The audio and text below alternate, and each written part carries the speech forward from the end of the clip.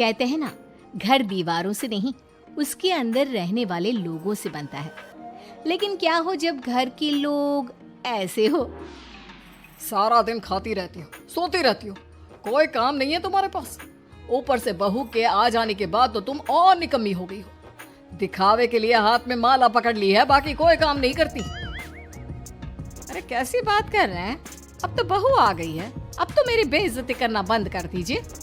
जैसे तैसे मेरी तो जिंदगी कट गई गालियां खा खा कर। अरे उस बेचारी को तो छोड़ दीजिए। तभी बेटे के जोर जोर से चिल्लाने की आवाज आती है। कहा था ना तुमसे रिजाइन कर दो, क्यों नहीं किया? और ये पर्स लटका कर कहाँ निकली? चलो कमरे में, काम करो घर का। बहू बेटे की लड़ाई सुनकर सास ससुर बाहर आ जाते हैं। सामने खड़ी होती है नई नवेली बहू रीमा। देख लीजिए माँ जी, शादी से पहले तो मेरे माँ पापा के सामने कहा था कि शादी के बाद नौकरी करने देंगे, लेकिन अब क्या कह रहे हैं? तो तुम माँ जी को क्यों बोल रही है बहू? तब उसका मन रहा होगा, अब नहीं है। पर पिताजी, उसके मन से मेरा करियर तो नहीं चल सकता ना। ससुर को बहू की बात पर गुस्सा आ जाता है। वो बेटी की तरफ देखता है। पापा से जबान लड़ाती है, रुक। ये बोलकर वो पत्नी को खींचकर कमरे में ले जाता है और बंद कर देता है। ये सब देखकर सास दुखी हो जाती है। पति के जाने के बाद सास बेटी से कहती है, देख बेटा, अब जमाना कुछ और है। तेरे पिता ने घर में औरतों की कद्र नहीं की, लेकिन तू ऐसा ना बन। शहर की समझदार पढ़ी लिखी लड़की से शादी की है तूने, उसका ख्याल रखा कर, तमीज से पेश आया कर। जा, बहू को कमरे से बाहर ले आ। लेकिन बेटा नहीं मानता और बहू कमरे में सारा दिन बंद रहती है। शाम को बेटा बाहर जाता है कि सास चाय और बिस्कुट लेकर बहू के कमरे में जाती है। बहू बेटा ये ले, चाय पी ले। रो रो कर कैसी शक्ल बना ली है बेटा। माँ जी, ये कैसे लोग हैं? आप कैसे मैनेज कर रही हैं? ऐसे थोड़ी ना होता है माँ जी। घर की औरतों को तो पिताजी और ये इंसान समझते ही नहीं। क्या करूं बेटा, मैंने तो जैसे तैसे सह लिया, लेकिन तू ना सहना। दोनों बात कर ही रहे थे कि ससुर आ जाते हैं। अच्छा, तो अब बहू को भड़का रही हो? बहुत दिन हो गए मार खाए, अब क्या बहू के सामने खाओगे? जाओ यहाँ से, और जरूरत नहीं है ज्यादा इस लड़की को सर पर चढ़ाने की, समझी? बहू को ससुर की बात पर गुस्सा आ जाता है, लेकिन वो कुछ नहीं कहती। आए दिन बहू देखती है कि कैसे उसकी सास और उसके साथ उसका ससुर और पति गंदा व्यवहार करते हैं। फिर एक दिन, ये क्या बनाया है? खाना बनाना नहीं आता क्या? ये बोलकर वो खाने की भरी सारी थाली फेंक देता है। अरे बेटा कोई बात नहीं, शांत हो जा, मैं अभी बाहर से कुछ मंगवा देता हूँ। हाँ पापा, ऑर्डर करिए। ऐसे खाने से तो पेट भरने से रहा। वैसे खाना तुमको बनाना आता नहीं और बाहर जाकर नौकरी करना चाहती हो। अरे तुम जैसे को तो पूछते भी नहीं है बाहर। बहू को पति की बात पर गुस्सा आता है, तभी सास बोल पड़ती है। तेरे से ज्यादा पढ़ी लिखी है, वो तो तूने इसे कहा था कि तू नौकरी करने देगा तो तुझसे शादी कर ली, वरना ना ही करवाते इसके माँ बाप तुझसे शादी इसकी। और कमाती भी ये तेरे जितना ही है बेटा। बहू हैरान रह जाती है कि जो सास खुद के लिए एक बार भी खड़ी नहीं हुई, वो उसके लिए बेटे को भी भला बुरा सुना रही है। उसकी नजर में सास की इज्जत और बढ़ जाती है। वो सास को देखकर ये सब सोच ही रही थी कि उसके कान में एक जोर से चांटे की आवाज आती है। किसको मार पड़ी? वो देख ही रही होती है कि उसकी नजर जमीन पर बैठी सास पर पड़ती है।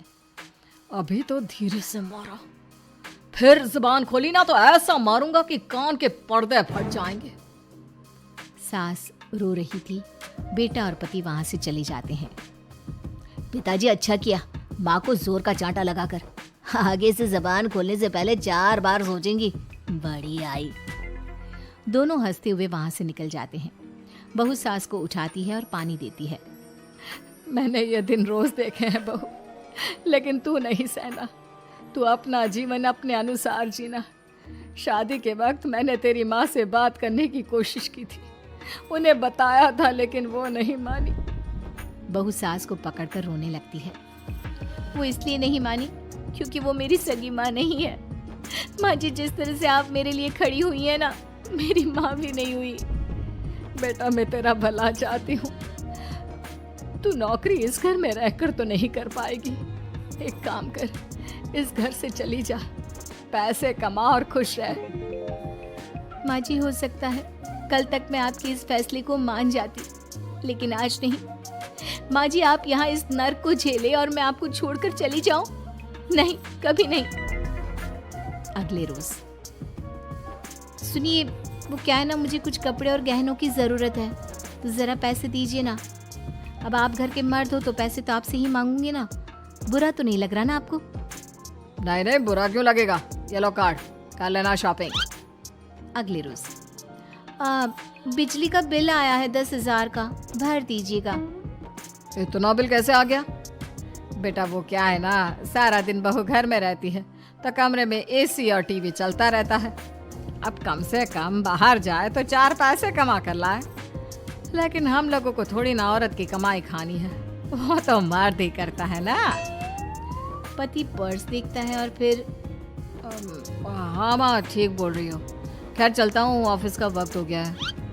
पति ऑफिस से पिता को फोन करता है। पापा, घर के खर्चे तो बढ़ते ही जा रहे हैं, ऊपर से महंगाई आप देख रहे हैं। मैं सोच रहा हूँ क्यों ना मीना को नौकरी के लिए हाँ कर दूँ, 4 पैसे ही लाएगी ना घर में। वो तो तू ठीक बोल रहा है, लेकिन ये औरत की जात, कल को 4 पैसे कमाने लगे तो यह नहीं कि सर पर चढ़कर नाचे। हाँ पिताजी, बात तो सही है, वो तो आप हैं जो माँ को मुट्ठी में रखा है, वरना मेरी वाली तो। खैर, सोचते इस बारे में। शाम को पूरा परिवार साथ बैठा होता है। वो कल पनीर की सब्जी बनानी है, तो थोड़े पैसे देकर जाना। और हाँ, कीर्तन भी रखा है संडे को, उसके लिए सामान की लिस्ट बना दी है, ले आना। पापा को दे दो, वो ले आएंगे। अरे पापा कहाँ से ले आएंगे, मेरे पास नहीं है पैसे वैसे। लो, पैसे ही नहीं है? मेरे पापा की जेब तो हमेशा नोटों से भरी रहती है। बेटा, लक्ष्मी को जो पूजता है ना, उसके पास लक्ष्मी रहती है। जो घर की औरतों को मारे पीटे, वो भला कैसे लक्ष्मी का लाभ ले सकता है?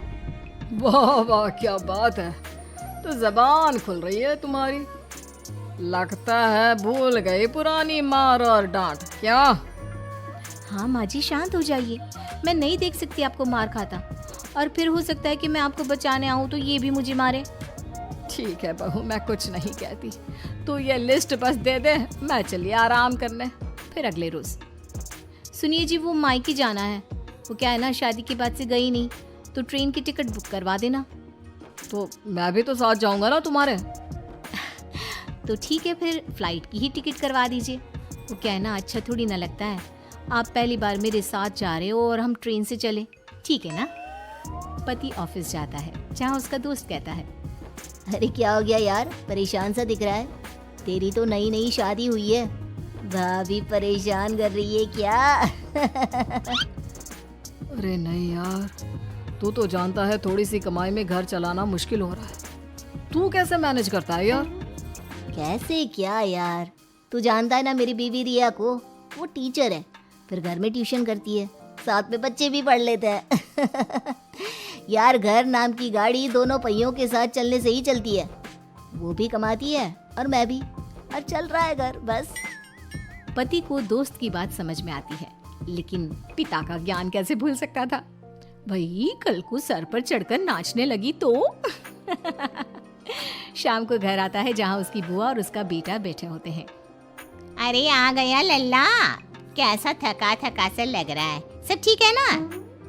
नमस्ते बुआ, कैसे आना हुआ? कैसा है रमेश? भाई को तो भाई की याद ही नहीं आती। अरे नहीं नहीं भैया, याद नहीं आती तो यहाँ कैसे आता, ये लीजिए मेरी शादी का कार्ड, जरूर आना। पति कार्ड खोलता है। डॉक्टर रश्मि, अरे वाह, तेरी होने वाली बीवी डॉक्टर है। और क्या भैया, आपकी बीवी इंजीनियर तो मेरी डॉक्टर। तभी वहाँ सास आ जाती है।